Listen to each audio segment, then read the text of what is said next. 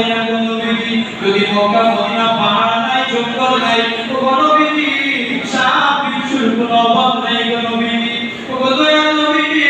যদি আপনি কুরবানি শুনতেন আমি জামাতে নামাজ পাপ হইরা আমার করে আমি নামাজটা আদায় করব আল্লাহ নবী বলে উম্মে মাকতুম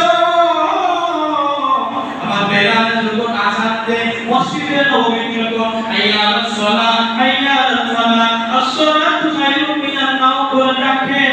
উম্মে মাকতুম তুমি শুনতে পাও ইয়া রাসূলুল্লাহ ইয়া হাবিবাল্লাহ সাহাবীদের উপস্থিতির কথা বলা নয় ইয়া রাসূলুল্লাহ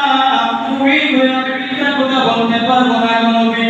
আপনার বেলাল যখন মিনারে দাঁড়াইয়া হাইয়া আলাস সালাহ হাইয়া আলাল ফালাহ বলে ডাকে গো নবীজি আল্লাহর কসম আমি আমার কান দ্বারা শুনতে পাই আল্লাহর নবী